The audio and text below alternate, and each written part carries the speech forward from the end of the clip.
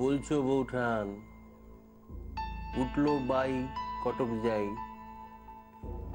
মজা তো মন্দ নয়। এ তো ওর ছোড়া তোর বিয়ে হয়ে গেল গো। ওরা আজই পাঠিপত্র করতে চাইছে, তুই আর অমত করিস নে বিপিন। কি আজই পাটিপত্তর? এত ছটফটানি? তা কোন মেয়ের এমন কপাল পুড়লো গো যে বিপিন চাটুর্যের গলায় মালা দিতে এত তাড়া লেগে গেল? আসুন আসুন আসুন আসুন আসুন।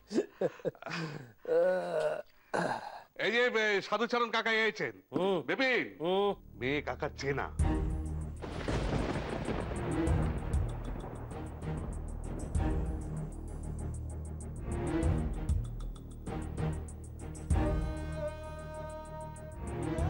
কাকা কাকা কাকা কি কাণ্ড বলুন, কি কাণ্ড বলুন দেখি কাকা। আরে আমি মাতাল দাতাল লোক, 5টা গায়ের লোক আমাকে এক ডাকে চেনে। বিয়ে তো দূরের কথা, মুখের সামনে দাঁড়িয়ে দুটি কথা কইতে প্রবৃত্তি হয় না, সেই আমাকেই বিয়ে করবে? এমন হতভাগীর খোঁজ আপনি পেলেন কোথায়? বুঝতেই পারছো তাদের কোনো গতি নেই, থাকলে তারা এই পথ মারাতো না। তারা গরিব, অসহায়। তাই বলো?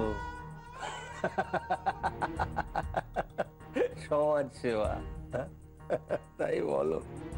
এই বিপিন চাটুর্য তাহলে শেষ পর্যন্ত সমাজ সেবা করবে? কুলীন ঘরের মেয়ে, যেমন রূপ তেমন গুণ।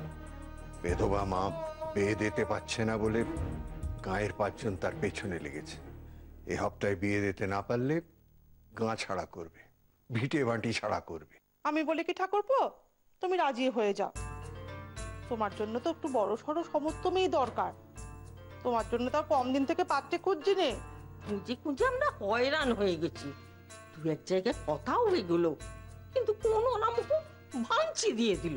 ভাইয়ের আমার গুণের ঘাট নেই কিনা, লোকে ভাঙচি তো দেবে।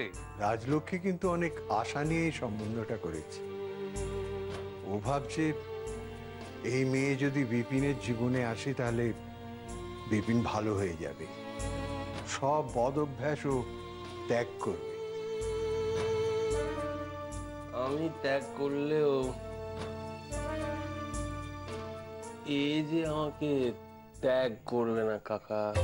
ওর কথা বাদ দেন তো কাকা, তাদেরকে বলুন কে এ বেতে আমাদের আপত্তি নেই।